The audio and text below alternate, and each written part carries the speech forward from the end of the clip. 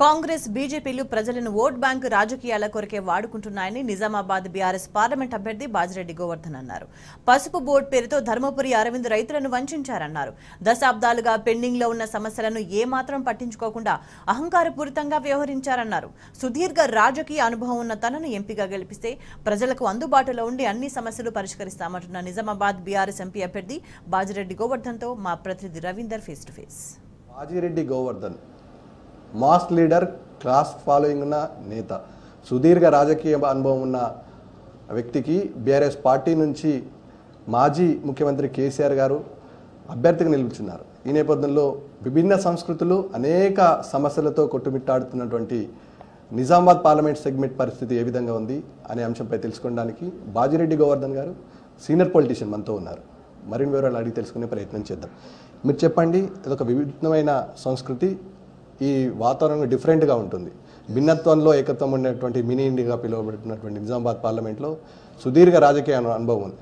గడిచిన అనతి కాలంలో గణనీయమైన ప్రగతి సాధించిన కొంతమేరకు పార్లమెంట్ సెగ్మెంట్లో అభివృద్ధి కుంటుపడినట్టుగా కనబడుతుంది. అనేక వాగ్దానాలు చేసి ఈరోజు గద్దెనెక్కిన వారు బాండ్ పేపర్లకే పరిమితమయ్యారు. మీరు ప్రజలతో ఇంటరాక్ట్ అవుతున్నారు, ప్రజలను కలుస్తున్నారు. నేరుగా కలిసినప్పుడు ఏమంటున్నారు? నేను గత కొన్ని ఏళ్ళ నుంచి నేను కంటెస్ట్ చేయకుండా పార్లమెంట్కి ఎమ్మెల్యేగా ఉండి తర్వాత మా పార్టీ ద్వారా కంటెస్ట్ చేయబడే ప్రతి పార్లమెంట్ క్యాండిడేట్కి సపోర్ట్ చేయడం జరిగింది. నేను అరవింద్ అనే వ్యక్తి బీజేపీ ద్వారా కంటెస్ట్ చేశాను. బీజేపీ ద్వారా కంటెస్ట్ చేస్తే జిల్లా ప్రజల్లో ఉన్నటువంటి సెంటిమెంట్ అవుతుందో పసుపోడు కావాలనే డిమాండ్ అవుతుందో దాన్ని ఆసరా తీసుకొని పసుపోడు నేను తీసుకొస్తా, నన్ను గెలిపించండి, 5 రోజుల్లో పసుపోడు తెస్తాను మరి స్టాంప్ పేపర్ రాసిచ్చిండు. అది వైరల్ కూడా అయిపోయింది. వచ్చిన తర్వాత 5 రోజులు అయింది, 5 సంవత్సరాలు అయింది.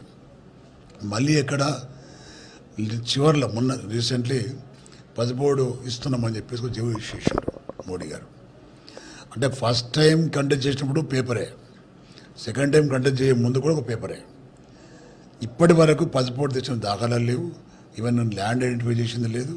అరవింద్ అనే వ్యక్తిది ప్రచారం ఎక్కువ, వదలబడుతూనే ఉంటాడు ఎప్పుడు కూడా. అదేవిధంగా జీవన్ రెడ్డి గారు నాకు ఎగిరిస్తున్నటువంటి కాంగ్రెస్ పార్టీ అభ్యర్థి, ఆయన మా ప్రాంతంలో 5 సంవత్సరాల క్రితము గ్రాడ్యుయేట్ కాన్ఫరెన్స్కి వెళ్ళి ఎన్నుకోబడ్డాడు. చాలామంది గ్రాడ్యుయేట్స్ ఆయన ఓట్లు వేసినారు. ఆయన అప్పుడు అధికారం కాంగ్రెస్ పార్టీ లేకుండే, ఆయన బీజేపీ కాదు, కాంగ్రెస్ పార్టీ క్యాండిడేట్. ఆయన ఏం నినాదం చేసిండు? ప్రశ్నించే గొంతుకనైతా, ప్రభుత్వాన్ని నిలదీస్తా, ప్రభుత్వ ఉద్యోగాలు లేవు, నేను ఇట్లా చేస్తా అట్లా చేస్తా అని బాగా వీరాలు వలికిండు, స్పీచ్లు ఇచ్చిండు, గెలిచి అవతల పడ్డాడు. ఏ ఒక్కరోజు కూడా వచ్చిన పాపను పోలేదు. ఇంకో 1 year ఉంది ఆయనకు. మళ్ళీ ఆయనకి ఎంపీ టికెట్ ఇచ్చారు. గతించిన 5 సంవత్సరాల్లో ప్రస్తుతం ప్రాతినిధ్యం వహిస్తున్న ఎంపీ ఏ ఒక్కరోజు కూడా ప్రజా సమస్యలపై పోరాడలేదు. ఎర్రజనుల విషయంలో కానీ ఇతరత్ర విషయంలో కానీ రైతుల పట్టించుకున్న పాపన పోలేదు. మళ్ళీ ఓట్లు అడగడానికి వచ్చినప్పుడు రైతులను ఆయన ఏమని చెప్తున్నారు?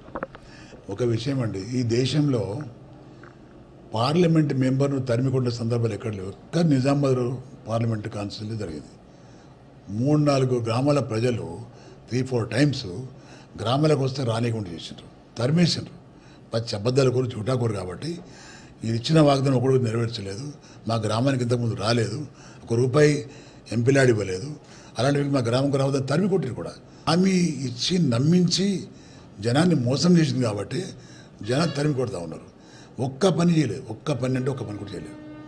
ఎంత గర్వం అంటే అసలు ఈ ప్రపంచంలో దొర ఉన్నట్టే ఆడ దొర. అలాంటి వ్యక్తిని క్యాడర్ గౌరవిస్తలేరు. వీని ఓడించాలని చూస్తున్నారు. మీరే అంటున్నారు కదా 400 సీట్లు మాకు వస్తాయి, 400 సీట్లు మాకు వస్తాయని. 400లలో 10 సీట్లు పోతే ఏమవుతుంది?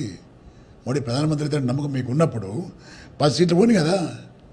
ఇలాంటి దుర్మార్గం మనకి ఏమవసరము? ఇలాంటి వ్యక్తి మనకి ఏమవసరము? ఇలాంటి పని దొంగ మనకి ఏమవసరము? 3-4 చూసిన కదా, ఒకసారి నాకు అవకాశం ఇవ్వండి, నేనేం చేస్తాను చూపెడతాను. నేను అడవుల వాగ్దానాలు ఏం చేయను, నేను కానీ చేసి మాత్రం చూపిస్తాను. నేను చేయాలనే ఆలోచన ఉన్నవాడు ఏ ప్రభుత్వం ఉంటుంది?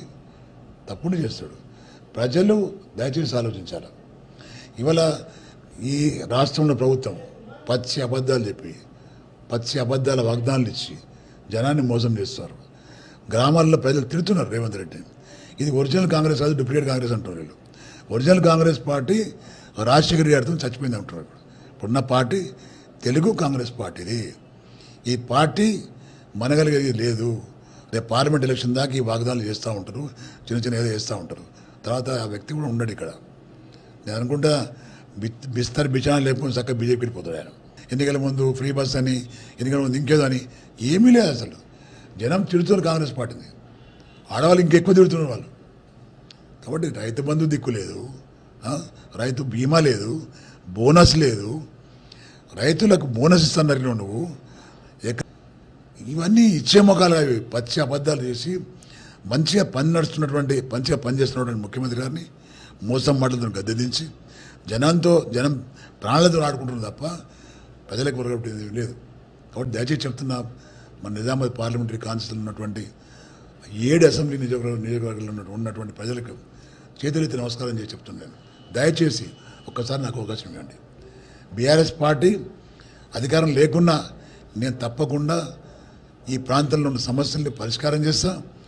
ఈ ప్రాంతమే కాకుండా కొరట్ల కానీ, జగిత్యాల కానీ, మెట్పల్లి కానీ ఆ ప్రాంత ప్రజలు కూడా అర్థం చేసుకోవాలా. నేను నిజామాబాద్ జిల్లా అని అనుకోద్దు మీరు. మా తల్లి నేను జన్మించింది దేశాయపేట్, భీమారం మండల్, కొత్త మండల్. అక్కడ నేను జన్మించిన దేశాయపేటలో. ఆ ప్రాంతాన్ని, ఆ ప్రాంతంలో చాలామంది నా బంధువులు ఉన్నారు, మా అమ్మ బంధువులు ఉన్నారు, వీళ్ళందరూ. కాబట్టి నేను కూడా మీ మనిషిని, వేరే మనిషిని కాదు. తిరుగుతున్నా, మిమ్మల్ని కలుస్తున్నా, నా ఆప్యాయత, నా గౌరవం నేను ఎట్లా ఇస్తున్నా నీకు బాగా తెలుసు. ఒక్కసారి నాకు దయచేసి అవకాశం ఇవ్వాలని చెప్పి నేను కోరుకుంటాను. మొత్తానికి అపార రాజకీయ అనుభవం ఉంది, అనేక సమస్యలపైన అవగాహన ఉంది. ఈ నేపథ్యంలో ఈ పాటికే రైతులను వంచే ప్రభుత్వాలు, జాతీయ పార్టీలు రెండూ ఉన్నా కానీ ప్రజా సమస్యలపైన, ముఖ్యంగా రైతులను, అదేవిధంగా ఇక్కడ ఉన్నటువంటి స్థానిక సమస్యలపైన ఏమాత్రం దృష్టి సారించలేరు. 5 సంవత్సరాలుగా ప్రాతినిధ్యం వహిస్తున్నటువంటి అరవింద్ ఈ నేపథ్యంలో నయవంచనకు పాల్పడి అనేక సమస్యలను ఏమార్చి రైతుల ఓట్లను కొల్లగొట్టే ప్రయత్నం 2 జాతీయ పార్టీలు చేస్తున్నాయి. పూర్తిగా రైతుల సమస్యలతో పాటు అనేక సమస్యలపైన నా రాజకీయ అనుభవంలో చాలా సమస్యలను పరిష్కరించాను, అనేక ప్రాంతాలను ఓటమి లేకుండా గెలుపొందాను, మరోసారి అవకాశం కల్పిస్తే ప్రజాసేవకు అంకితం అవుతాను, ఘన విజయం సాధిస్తే ఇక్కడ ఉన్నటువంటి అనేక పెండింగ్లు ఉన్న సమస్యలకు అంకురార్పణ చేసి పురోగతిని సాధించి ప్రజాసేవకు అంకితం అవుతాను, మరోసారి అవకాశం కల్పించానని బీఆర్ఎస్ పార్టీ నిజామాబాద్ ఎంపీ అభ్యర్థి బాజిరెడ్డి గోవర్ధన్ ఓటర్లకు విజ్ఞప్తి చేస్తున్నారు. శ్రీకాంత్తో కలిసి రవీందర్, టీ న్యూస్, నిజామాబాద్ జిల్లా.